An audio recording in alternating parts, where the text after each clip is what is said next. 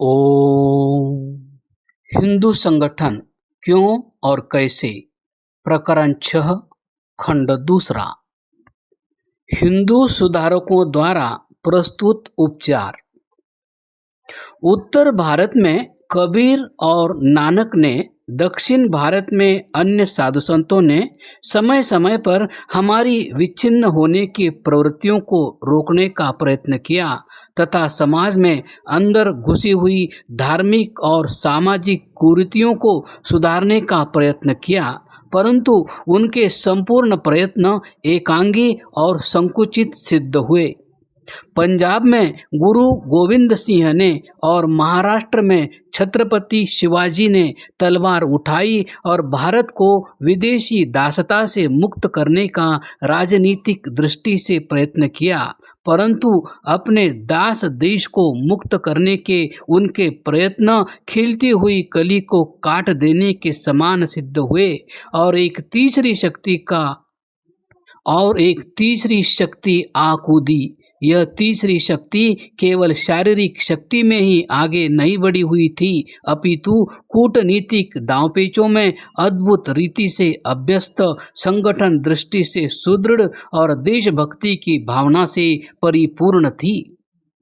कुछ समय के लिए प्रतीत होने लगा कि ब्रिटिश लोगों ने कानून और व्यवस्था लागू करके भारत को अस्त व्यस्त तथा विच्छिन्न होने से बचा लिया है, परंतु समय ने सिद्ध कर दिया कि विजेता जाति केवल मात्र जनहित से प्रेरित होकर कार्य नहीं करती।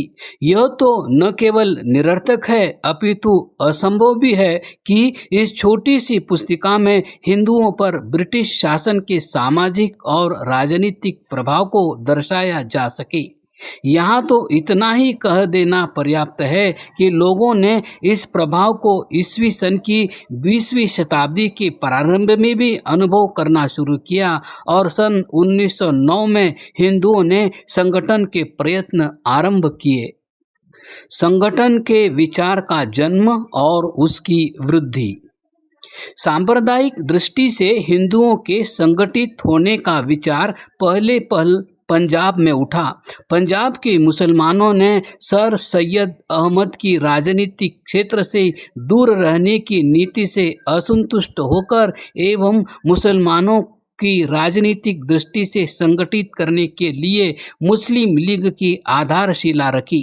हिंदुओं ने इसका अनुकरण किया और परिणामतः पंजाब हिंदू सभा की स्थापना हुई और पूरे 4 वर्ष तक यह संस्था पंजाब की चारदीवारी में बंद रही, परंतु 7 और 8 दिसंबर 1913 को अंबाला में हुए 5वें अधिवेशन में इस संस्था के रंगमंच पर से निम्न चिरस्मरणीय प्रस्ताव पास किया गया। इस सभा की यह सुदृढ़ सम्मति है कि संपूर्ण भारत में तथा अन्यत्र हिंदू जाति के हितों की रक्षार्थ और उचित उपायों के विधान के लिए यह आवश्यक है कि सन 1915 में हरिद्वार में कुंभ के अवसर पर समस्त भारतीय हिंदुओं की ओर से एक महाधिवेशन किया जाए। यह सभा निम्न सज्जनों से प्रार्थना करती है कि वे इस उद्देश्य की पूर्ति के लिए आवश्यक प्रबंध करें। यद्यपि इस सम्मति के लिए भारत के विभिन्न भागों से 26 हिंदू नेता चुने गए थे और उन्हें यह भी अधिकार दिया गया था कि वे इस संख्या को बढ़ा भी सकते हैं, परंतु 24 सितंबर 1914 को देहरादून में थे जब इस समिति का प्रारंभिक अधिवेशन हुआ तो कुल 5 सज्जनों ने इसमें भाग लिया। इन 5 में से 3 तो देहरादून के ही थे। इस अधिवेशन में कार्यालय के लिए कार्यकर्ताओं की नियुक्ति की गई और 2000 रुपयों का बजट पास किया गया, परंतु इस समिति के मंत्री के प्रतिवृत्ति के अनुसार कुछ कारणों से उपर्युक्त समिति के अधिवेशन द्वारा निर्दिष्ट योजनाओं और कार्यालय निर्माण के कार्य को क्रियान्वित नहीं किया जा सका। इसी बीच 1914 की समाप्ति पर अंबाला के आदरणीय राय साहब मुरलीधर के सभापतित्व में फिरोजपुर में पंजाब हिंदू सभा का 6ठा अधिवेशन हुआ और उस उसमें अम्बाला अधिवेशन के प्रस्ताव की पुनः पुष्टि की गई। इसके बाद प्रस्तावित अखिल भारतीय हिंदू सभा के लिए नियुक्त प्रधानमंत्री लाला सुखबीर सिंह ने बार बार अनुरोध किए जाने पर अम्बाला में नियुक्त समिति के सदस्यों तथा सार्वजनिक क्षेत्र में काम करने वाले हिंदू नेताओं को एक विज्ञप्ति पत्र भेजा और संवत 1972 में कुंभ के अवसर पर होने वाले हिंदू सभा के अधिवेशन के संबंध में परामर्श मांगे तथा उसमें सम्मिलित होने की प्रार्थना की। इसके बाद 13 फरवरी 1915 को हरिद्वार में, 17 फरवरी को लखनऊ में और 27 फरवरी को दिल्ली में अधिवेशन किए गए। दिल्ली में राज्य परिषद के हिंदू सदस्यों से भी भेंट की गई। यह निश्चय किया गया कि सभा का प्रधान कार्यालय दिल्ली में रखा जाए। पहले से स्थापित ऑल इंडिया हिंदू एसोसिएशन के नियमों के आधार पर नियम तैयार किए जाए और उन्हें हिंदू नेताओं में प्रचारित किया जाए एवं उन हिंदू नेताओं को उस प्रारंभिक अधिवेशन में सम्मिलित होने के लिए निमंत्रित किया जाए। इस अधिवेशन का सभापति कासिम बाजार के महाराजा मुनींद्र चंद्र नंदी को निर्वाचित किया गया और इस आंदोलन के लिए आशीर्वाद प्राप्त करने के हेतु मेरठ कमिश्नरी के कमिश्नर को निमंत्रित किया गया। इसलिए स्वभावतः इस अधिवेशन की संपूर्ण कार्यवाही किसी विशिष्ट रंग से रंगी हुई और सरकारी दबाव से दबी हुई प्रतीत होती थी। सभापति महोदय ने अपने भाषण को समाप्त करते हुए कहा, हिंदू होने के नाते तथा धर्मभीरू स्वभाव के कारण हम सरकार और सम्राट की राजभक्त प्रजा हैं और हम अपने पूरे सामर्थ्य से ब्रिटिशों और उनके सहयोगियों की विजय के लिए प्रार्थनाएं करते रहते हैं। और कमिश्नर ने उसी स्वर में अपना स्वर मिलाते हुए कहा, सभापति के भाषण में जहाँ कहीं ब्रिटिश सरकार और महामहिम सम्राट का निर्देश किया गया है, वहाँ सर्वत्र एकत्रित श्रोताओं ने राजभक्ति पूर्ण भावनाओं का प्रदर्शन किया है। इससे मैं बहुत अधिक प्रभावित हुआ हूँ।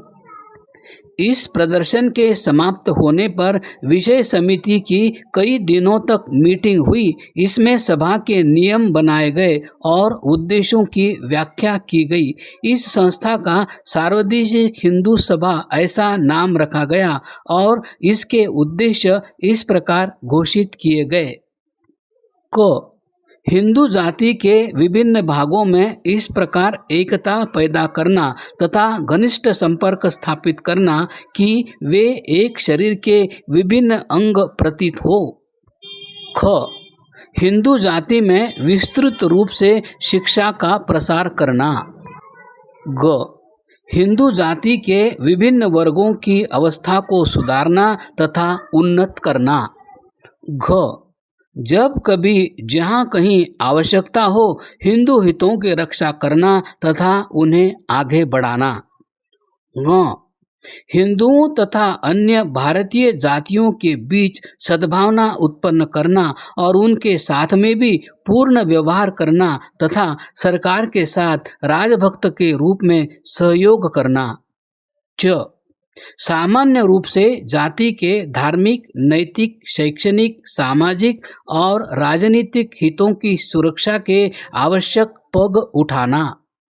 नोट: यह सभा हिंदुओं के किसी विशिष्ट वर्ग या वर्गों का पक्ष नहीं लेगी, न उनके संबंधों में स्वयं हस्तक्षेप करेगी, न ही कोई विरोध करेगी।